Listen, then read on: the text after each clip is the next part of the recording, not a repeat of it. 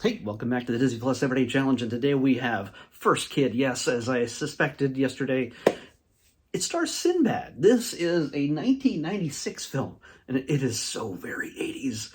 It is an hour and 42 minutes long, and yeah, it is a starring vehicle for Sinbad to do his comedy shenanigans. It's lots of slapstick, lots of just zingy one-liners and commentating on everything that's going on around him, and just being a sort of a agent of chaos in a job that really doesn't allow that kind of thing. He is a member of the Secret Service that guards the president and his family. Now, he's kind of a low-level guy, but he uses his position, as we discover early on, to intimidate others, usually for comedic purposes, but also to get free donuts. It's just, he's silly. He's not always in uniform because he wears outlandishly colored ties because he's got style, and he does his job, but not in the way that his bosses would prefer. He wants to be the guy who literally protects the president. He really wants to. He has a mentor in Robert Guillaume. So yes, Robert Guillaume appears in this. Just his name is Wilkes. That's just what they call him, Wilkes. And yeah, he's a guy that Sinbad, whose his name is Sims. His last name is Sims. He wants to be like him, but he also wants to be his own guy. Well, the first kid, yeah, being the son of the president, who, not surprisingly, is a brat. He has his own detail. He has his own Secret Service guy who looks after him. I don't know if this is how it really works. I kind of doubt it in the real world. Like, certain other presidents have had young children, teenagers. This kid's 13. And yeah, I can't imagine that they are that close, like, with the kid at all times. It seems a tad inappropriate, but I don't know. In this case, like Chelsea and Barron and all these other, what are their lives like? Yeah, they're kind of locked down. They can't necessarily do everything they want, but, well, the kid is a jerk to his Secret Service detail, his agent, the guy that's directly in charge of him, played by Timothy Busfield, which I was looking at him the whole time. I'm like, I know that guy, and it's Timothy Busfield. And if you know who Timothy Busfield is, you'll know it right off the bat. But for me, I hadn't seen him in a while, and it was just strange seeing him. By the way, the first kid, is played by Brock Pierce, right? My eyes are really bad.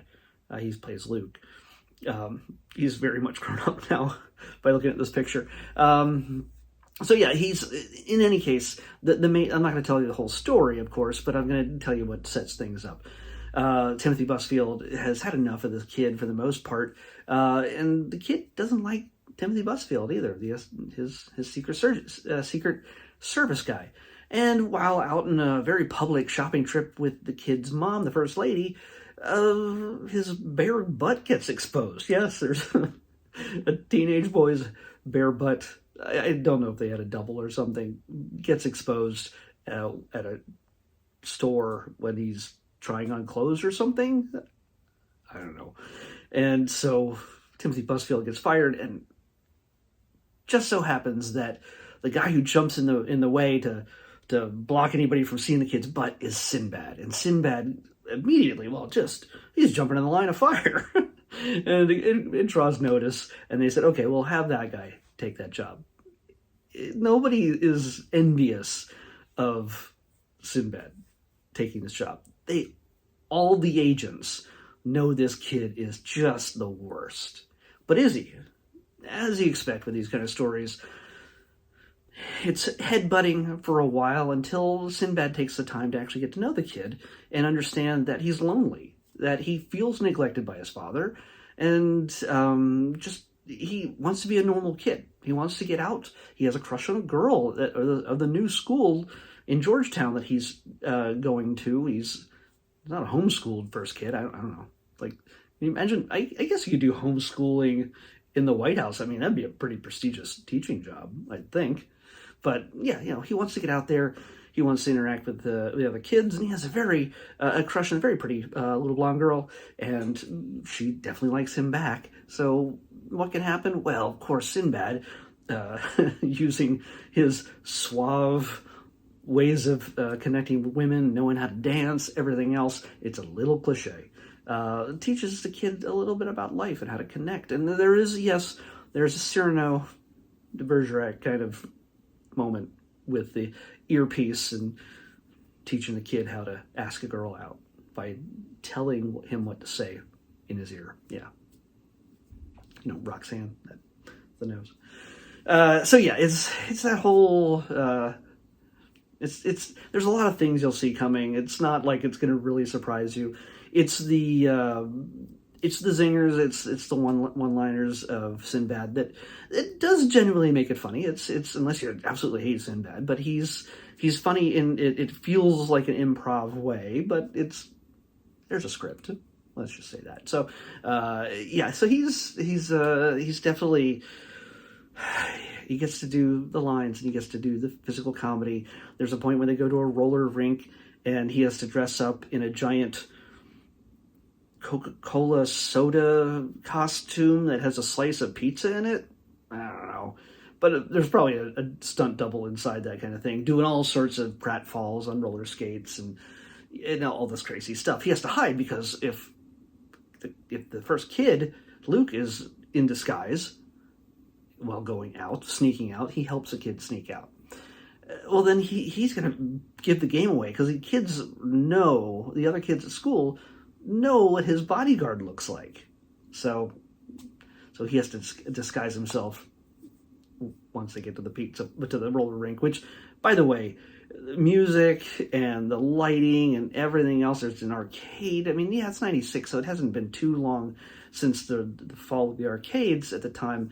But yeah, it feels like a decade earlier in many ways. But when there's a scene, again, I'm gonna tell you a little too much. If you're worried about spoilers, I'm not gonna go into detail. You're gonna see things coming, but the third act gets kind of dark. Like, it's comedy, and then the third act, well, a lot of chickens come home to roost. Oh, you think that Sinbad gets him a tracking necklace in the shape of a peace sign for the kid to wear, and that's not gonna come into play later on in the story? Oh, that kid, when the first kid is chatting in a chat room, like a instant messenger that's snake related or something. I don't know, but it's very, very much overly graphic background. It's 96, people. And he's talking to another kid called Mongoose. Yeah, and they're making friends. And you just know that's not going to work out well. There's a cautionary tale that is. It's 96. Yeah, we don't know everything just yet, but we know enough not to just chat with strangers online and say, well, maybe I'll meet you later. Yes. That's gonna come back and bite somebody.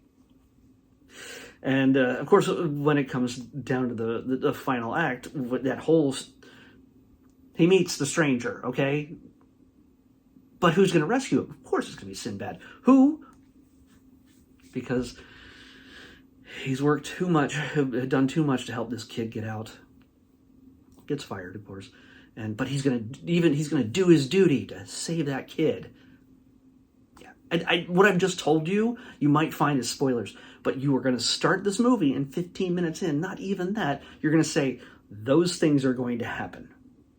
It's just, I didn't expect it to get technically as dark. That last final confrontation kind of thing, there's very little funny. He makes a few little zingers and stuff as the bullets are flying, but beyond that, it turns fairly dark. And it's all shot, actually, outside of Washington, D.C. in Virginia. I recognize the malls. It's shot at a number of malls that I used to go to around that time. I think they made this film a couple years before I started going to those malls. But yeah. It's very strange. So yeah, I can't say I really recommend the film, but if you really want a nice piece of very 90s nostalgia between the music, even though a lot of music is 80s, there's some 90s. I think they're trying to bridge a slight gap there. I don't know. But it's the mall. Also, the mall has that whole bronze and marble and glass feel to it. It's so 90s mall feeling. It's a pretty big set piece for the film. And, of course, the special effects, the bullet flying special effects, or even the White House in the background when, people are coming and going, very fake. Very, very fake. Very obviously fake. We know it's fake, but it's obviously fake. So, yeah, all these things, you have to forgive it. The story is predictable. It's not going to blow you away, but it's a fun time.